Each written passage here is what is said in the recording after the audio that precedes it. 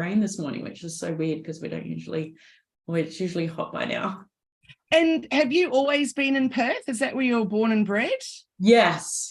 I grew up here and I have travelled to Sydney and Queensland, but yeah, that's it really. I've done the rest of it sort of overseas. So I can't move because I have kids here that just wouldn't allow it. It's a magical spot though. I used to have an e-commerce business and I used to travel around the country doing expos and trade shows.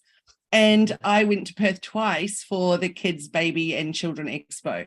Oh, wow. And I loved it. I stayed with friends in Fremantle and it was just such a beautiful experience. I'd definitely love to go back and explore a little further afield.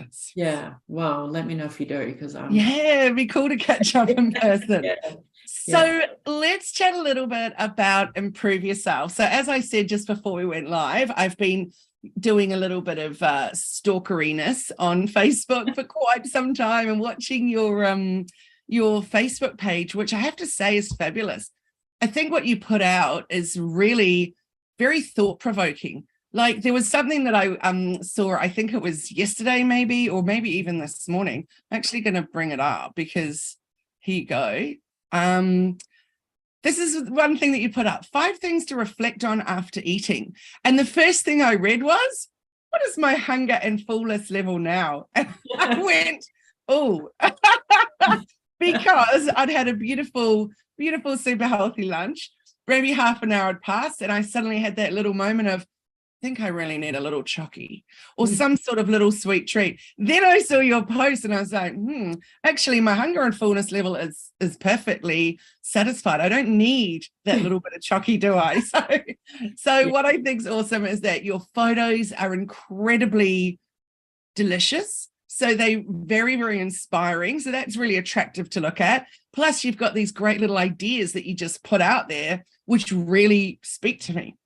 So I'd love to hear all about how that came about for you and what's behind what you do. Yeah, okay. Thank you. I love it when people say they stalk me. I think that we start off with our journey with a certain, I guess, idea of how everything's going to look. And then as we go and get into the nuts and bolts of it, it changes a little bit. But for us as a family, my youngest son was dealing with lots of health issues and we'd been seeing different specialists for years, spending thousands of dollars. And it was actually a chiropractor who had started seeing said, why don't you look at changing some of his food? And we changed some of his food and some massive health issues, including him having operations and stuff like that. We're all booked in and we put everything on hold and started trying different foods and taking certain foods out. And I'm kind of that kind of person that'll do, I'm all or nothing. Like I go all in. So hubby comes home and, there's big garbage bags and the whole fridge and pantry's empty. And I was like, I'm throwing everything out and we're changing everything. And he was like, no, don't. And so, our whole family, we changed our food, even though it was mainly for my youngest son. But we all had massive changes. I'd been dealing with so many gut health issues, digestive issues, chronic fatigue, you name it, I had dealt with it. And I was quite a big sugar binger as well previous to that. And the differences we all saw, and I know for women, we really do focus on weight loss. But what I did through my journey with myself and my family and now do with clients is weight loss is like this awesome side effect of changing. We get really caught up in how we look and how we weigh and all that sort of stuff. And we don't think about, how's our mind working? Are we excited about life? Have we got energy? Do we feel good about ourselves?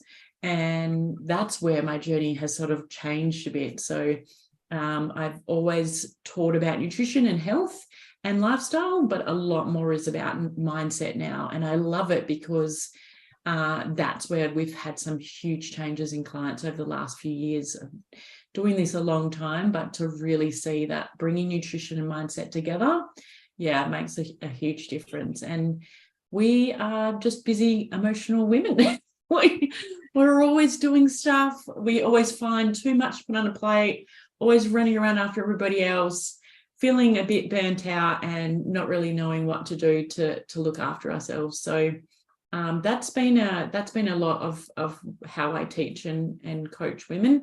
And the other part of it really is the emotion side. There is a lot of emotions that we have. There's stuff from the past and experiences and that, and it's all locked inside. And sometimes those cravings, or I feel like I need to have something here, can literally be based on something else that's going on in the body. So I teach that to clients and I love it. I get really excited about it, and I'm sure you'll resonate. What happens is when you love what you do, you actually work too much. So yeah, yes. I think I teach, I have to do for myself as well. It's like, Melissa, slow down, take it down a notch. Fabulous. So I love that it came about from personal reasons. So for your child, obviously, but then also for you.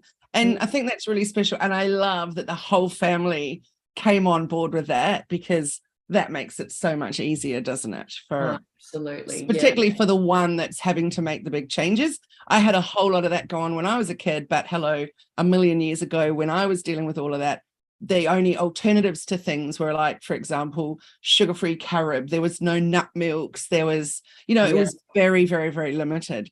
And it was grim. And so my family would try and join me, but yeah, it was certainly tough. And I've often thought how much easier it would be to be dealing with a child through that sort of a thing now, and elimination diets and all that, because now you can actually substitute for so many different things. And plus, how easy is it to make your own nut milks, for example, and turn it into something fun that you do together? So that's really cool. So then how did you go from doing this for your own family and then making a career out of it? Yeah, so what was happening was we were having such huge changes in our whole family that what people would start coming to me and sort of saying, what are you doing? And how's this work? And they'll just get so many questions. And then I was also getting a lot of confessionals. Like, women would say, oh, guess what I ate on the weekend? I know I shouldn't have, Melissa. And I would be like, it's okay. It's your choice. We're big oversharers. And I think for me, I was giving out information and I was helping people, and I thought, you know what, I need to get qualified in this. I need to know more. So started out really studying nutrition, but what I soon realized is there's just so much more to learn. So I learned about gut health, the psychology of eating, and then just really how our mindset works, and just brought in heaps of other modalities to support what I'm doing. And that's really how it happened. And it's been a wild ride, as does when you have your own business.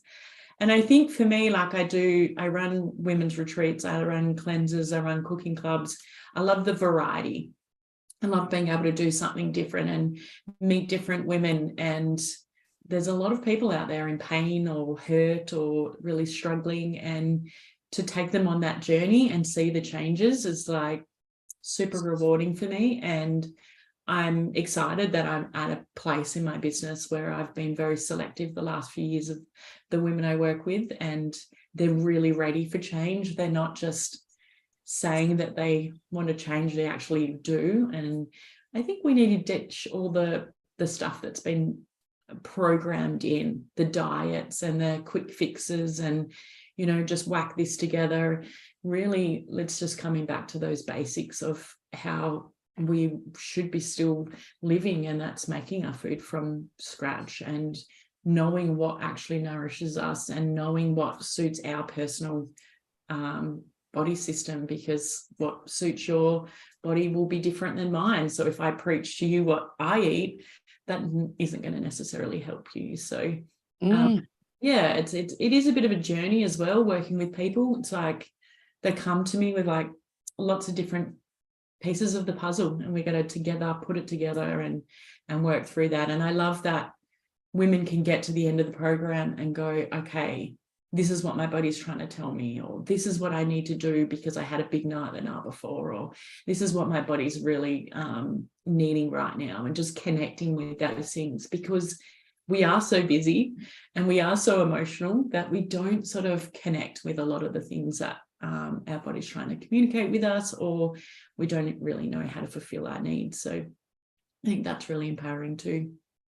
I totally agree with you. And listening to your body is so important. I'm very fortunate where I live that there is virtually no takeaways, and there's certainly no Uber Eats, there's no like McDonald's or anything like that. So if I've had one wine too many, back in the day, I've lived here for 23 years now, prior to that, I'm pretty sure I would have been craving something. In fact, I remember when I lived in Sydney and heading off to work after we'd had a big work night or something, and I'm like, I just feel so rotten, I've got to have junk, which of course has got to be the worst thing that you could be fueling your body with after too much alcohol, for example. So that's one bonus here, of living here, that we don't even have that as an option.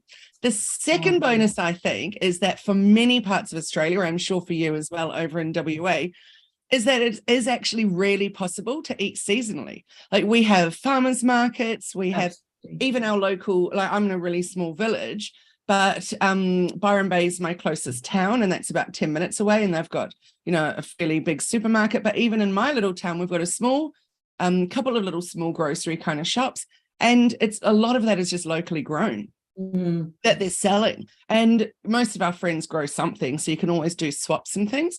So I feel like when you have your hands in the soil, or you're touching the stuff, it totally changes it to when you're buying it. Or I looked at a post the other day about cucumbers, and there was, you know, the long cucumber in the plastic. And I thought, how interesting if that's only ever been your experience, is meat in, you know, in plastic, and vegetables in plastic, and to really not understand the beauty of fresh. Yeah, absolutely. Yeah.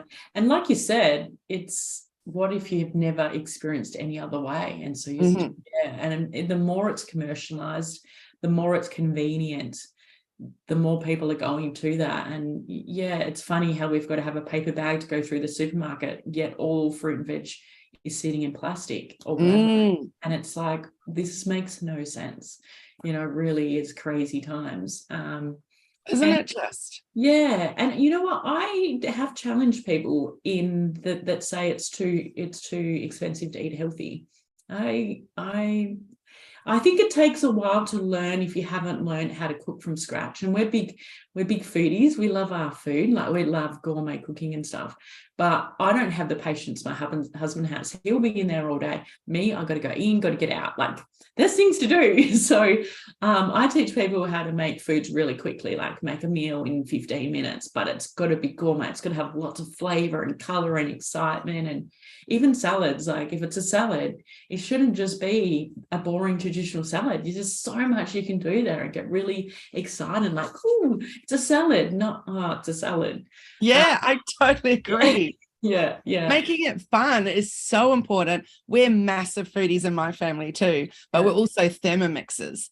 And my daughter's 19 now, but we got our first thermomix when she was 9. And that's what really brought on her love of cooking. And we stopped buying anything in a jar or in a packet, because we can make it from scratch so easily. And we grow so many of our own veggies that then go, you know, we're making our own stocks. And even right now, she's making her own pickled onions and things. Yeah, and she's massively into it. So I'm similar to you. I'd like to just get it done, because I don't want to say time poor, because that sounds like it's done to me, whereas I'm actually making that life happen, aren't I? But I certainly am not investing my time in spending a lot of time cooking at the moment, but my daughter absolutely loves it.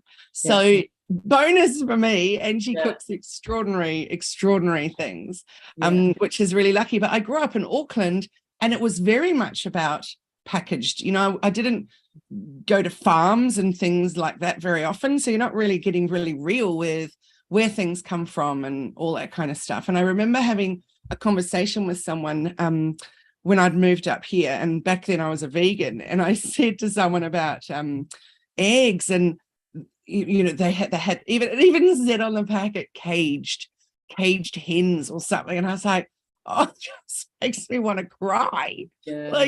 It even just says it on it, like it's not even trying to pretend that it's not. And they just could not fathom why that would be horrifying me. I'm definitely not a vegan anymore.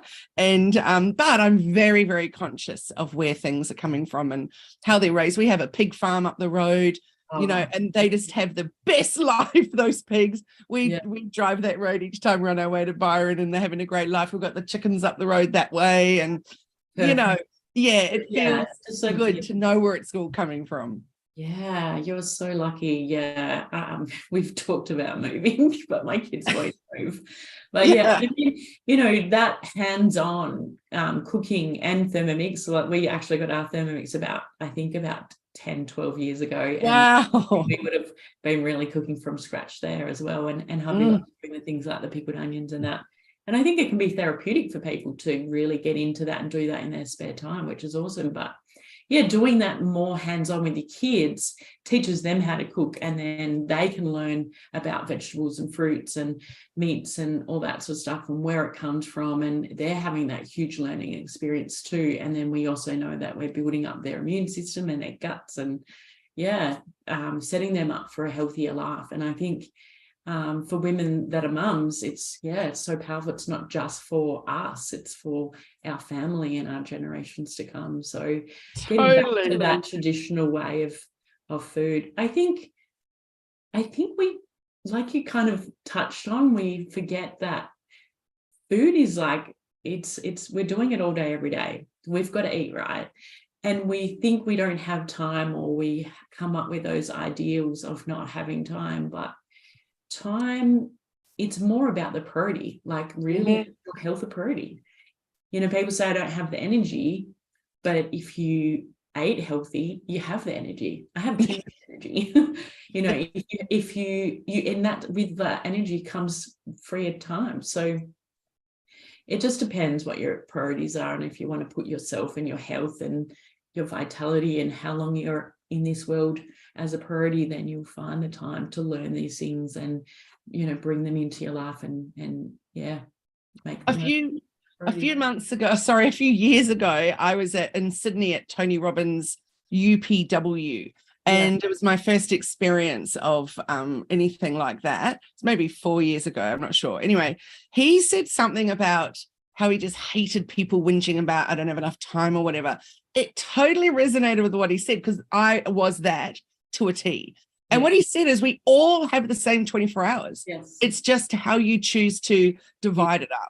And I was like, clever you. Yeah. And many people had said that over the years to me, I guess, in different ways, but that one really resonated to me. It's not that I'm time poor. It's not that I don't have enough time. I'm just choosing to use it in the way that I'm using it, which I think is super interesting. And you're so right. You have to eat. Everybody has to eat, but it's how we choose what we're going to do with that. And one of my, I've got a few more questions I've got to move on to, but I've got to tell you this little cute story, that when my daughter was born, we were living on an organic mango farm.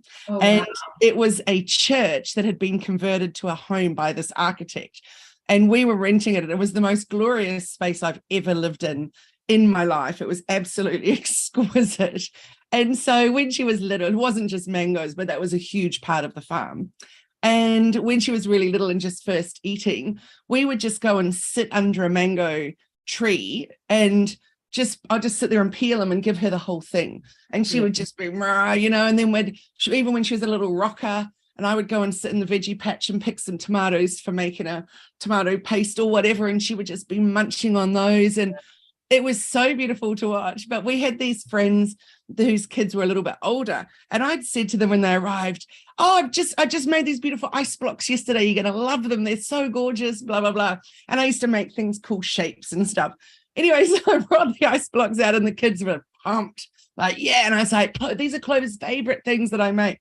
I'm so sorry. I should have shut that blind. Anyway, and so I brought them out and they're like this cool purpley red color. And they were like, oh, that doesn't look like raspberry, really, or black currant or whatever. And I'm like, no, they're beetroot. I juiced the beetroot and then I put the, I can't even remember how to pronounce it, but is it agar, or, you know, the seaweed gelatin kind of a thing. Oh, yes. So they were like jellyish beetroot ice blocks, and the kids were just horrified. And then my daughter just loving every second as it's dripping down her. And I was like, how could you not love those? So she got a really great start in life. Yeah, great. With beautiful, beautiful food. But I tell her every now and then about the beetroot ice blocks, and she's like, I'm really glad you moved on from that. Something that she would really want very much now. I think kids don't know how to eat that way at all, do they? You know, yeah. My youngest has been judged at school a lot over the years for his food choices, and now he's getting into the later high school. It's a little bit more challenging for him, but he's been very resilient and stood strong and confident for a long time. But yeah, he's in the later Good high on school. him. So, yeah. Good on him. We think that we had, we had a bit of a thing at my daughter's school where they was like put in a zone, so you couldn't eat a RedZone food. Sorry, you couldn't bring it to school. So in her early days, we could bring in a birthday cake to share with the class. By the later years, she wasn't allowed to do that at all. You could not take a birthday cake to school. And I thought that was a bit of a shame. Might have gone a little step too far. But I thought it was just so wonderful to be like, they didn't want them having packaged foods. Yeah. So it became quite a cool thing that, you know, I'm still opening a packet of crackers and putting them in. So it's not like there was no packaging, but they didn't want the packaging at school, which I thought was a really cool thing. And yeah, absolutely. Certainly did that. Imagine, yeah. Opening kids' eyes up. So what would you tell other women who are just starting out in business? What would you like them to know? Just starting out in business, I think it's really about being organized, being confident, but still, looking after your health. Like, where's your time spent? Where's your energy spent? Are you getting enough sleep? Are you drinking enough water? So I think we can just sit at the desk and just get really carried away and bam, bam, bam out all this work. And then we forget that I've actually showed up better in my business in the last 6 months than I have in nearly 10 years. And I'm working less. And I'm like, oh my gosh, this is the secret. So what's your top tip for that? For pulling back yet doing better than before or better than ever? Okay. So I think for me personally, it has been about really prioritizing. Like you, I do have an assistant. You've got a few assistants, and I think that they are really helpful. But it's really like figuring out, what is it that I need in my business? What can I get rid of? When you're starting out, I guess you've got to try it out before you know what's going to work. But yeah, it's like, what is my time valued at? Like, what's its worth? And do I want to be spending it doing this? And as you get busier, more clients are filling in your appointment calendar, so you really have to be more organized. And it's like, normally would sit there and go, oh, what else can I do here? What else can I do here? Instead going, you know what, I'm actually going to walk away from my computer and I'm going to have a break, and I'm going to go for a walk, or I'm going to go make that amazing salad. And just choosing that time. It's spending it different, dropping my son off at school, going for a walk along the beach, that stuff, because that fills your cup and makes you feel energized and excited. So when you show up in your business, your head's clearer, you have that more energy. And I remember just hustling for so many years. I've just hustled, and your brain doesn't work as well, and you can fill your time. But like, I'm really big with, like, I'll wait till the last minute and I'll pump something out. It'll be great. It won't probably be 100%, but it'll be great. And I'm like, why am I always putting myself under this pressure? Oh, because I've worked really well under that. Okay, well, why don't I find a 5-hour job? How can I do that in 2 hours? Or something that would take me an hour. How can I do it in 15 minutes? And I've just started, I guess, making those changes, and just to know that everything's happening for you. Everything in our lives are happening for us. So there is no big challenges. It's all experiences and learning, and you can make it as easy or as hard as you like. Yes, you damn well can. Absolutely. So what is your top tip that you can share about being a woman in business? Oh, top tip about being a woman in business: stay in your own lane. Don't worry about what anybody else is doing. I think a lot of women, and I've got lots of coaching friends, and we can get caught up in what other people are doing. And my biggest success over the last few years has been just worrying about myself and looking at what I'm doing and not comparing, not going, ooh, and looking at the shiny objects or running over here or there. It's just literally worrying about what I'm doing. What am I providing everybody? Because when we're looking at everybody else and what everyone else is doing, we're forgetting actually why we're here, and we're here to serve and be of service. And I love that, being of service to others and worrying more about my clients than what everyone else is doing is a lot more rewarding, fulfilling. And I just think you thrive. You and your business thrive together.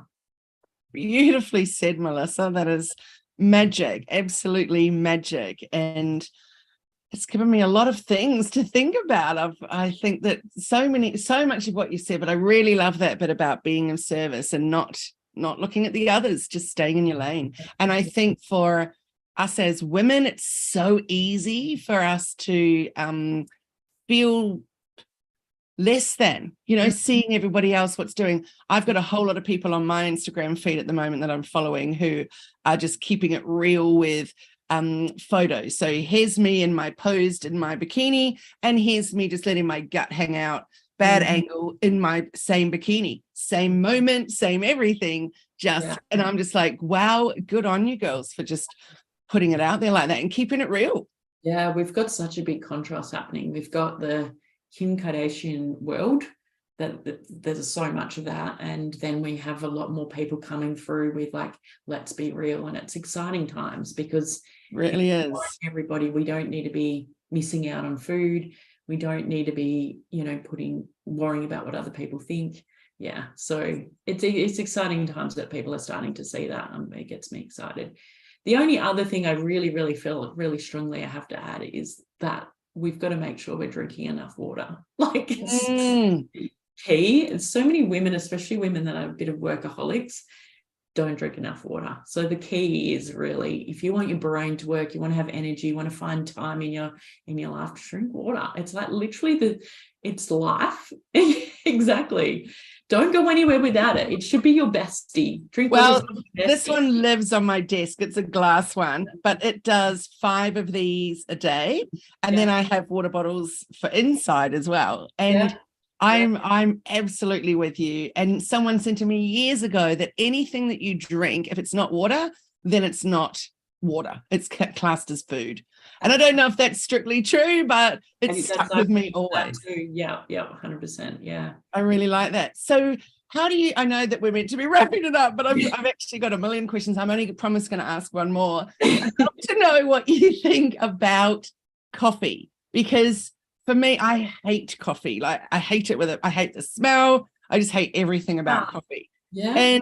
And my daughter, probably in her last year of school, so she's in her first year, just finished her first year of uni today, actually, of her first year. But last year in particular, I noticed her starting to have some coffees, and I was like, that's really interesting. So when they'd get to school,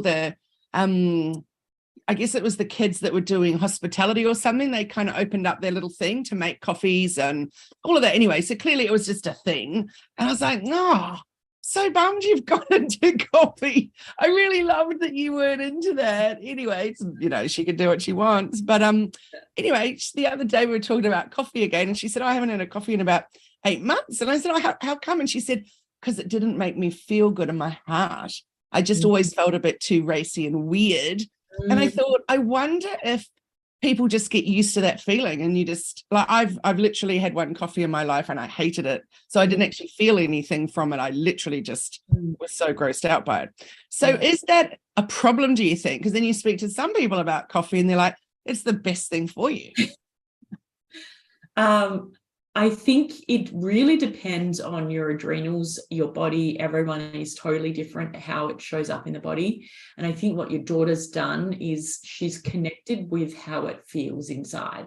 And she's gone, you know what, this doesn't feel right, and pulled it away from it. And we just don't do that enough. It's really like, how does this feel? How's it showing up? If you're racing, then you know that it's too much for your body.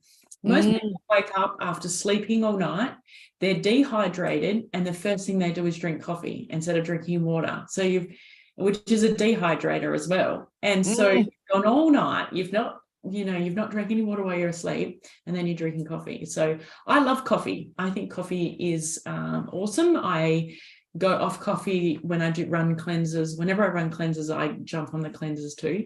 But I don't have more than one coffee a day. I make it myself. I know where my coffee beans come from, and I'm very particular how it's made. I do a bit more of a bulletproof coffee. And what I teach clients is, let's just see how it's showing up in your body, exactly how your daughter did. She's tried it. If it works, if that's something that you want to do, but if it's not working for you and your body's showing those kind of signs, and then you stop it. You don't push through stuff. If your heart's racing, it's too much for the body. And you can really change your adrenals and affect them for the rest of your life, which is going to affect your mood, your stress, all that sort of stuff, if you push through things that is not actually made for your body. So what she's done is great. So good. My husband's the opposite. He loves coffee, and I just love the idea of it because it's so social. Like, people just say, let's meet for a coffee. I'll be like, oh, just what about a tea or something? But I love that he goes and meets his mates and they have a coffee together. I think that's a really cool thing, that it's not always just a beer or whatever, but I'd rather meet and have a juice perhaps. Or it definitely is a social thing. It is like, have a glass of wine, let's go have a coffee. It's a very social thing. And I think that it's figuring out, does it suit your body? Does it make you feel good? Or how does it make you feel? And then deciding. But the quality makes a big difference too. And I think one good thing that's come out of this whole coffee, the last 5 years craze that's happening, is that people are being a bit more particular about the quality of the coffee and where it comes from, how it's been stored, what it's been contaminated with, and that can make a difference too. So we've got some real coffee snobs happening. I don't know about you guys, but we're paying $6 to $7 for a coffee if it's got a nut milk in it. It's crazy nice for a little cup. I have no idea what we pay for coffee here, but we have we're in such a coffee growing area that we've got at least 3 friends that have different coffee companies and stuff. So there's always coffee being delivered to my husband, and I'm like, no, put it in the tea drawer. It smells. I'd be happy with just the smell of it. We're all so different, are we? I feel like the common thread of today is very much about how it's making your body feel. And that is not just about what you do and what you teach, but also how business feels for you. Absolutely. And taking those breaks and making that beautiful, colorful salad at lunch, taking time out. And I love that it came from, your whole business came from that experience with how it felt with your son and your past and all of that. So that's a beautiful thread that's woven through your sharing today. So thank you so much. It's been such a treat to chat with you. And I look forward to catching up with you in an online meetup and hanging out with all the other positive, passionate businesswomen. So thank you, Melissa, for joining me. It was just such a pleasure to chat with you. And for all of you listening, all of the details of how to contact Melissa will be in the caption, so you can follow her on her Instagram and enjoy it as much as what I do, especially those really beautiful inspirational photos of her food. Thank you. So, thanks so much, Melissa. It was just great, and I hope you have a wonderful afternoon. Awesome. Thank you. Been great. Bye. Awesome. Thanks so much, and thanks everyone for listening. Bye-bye.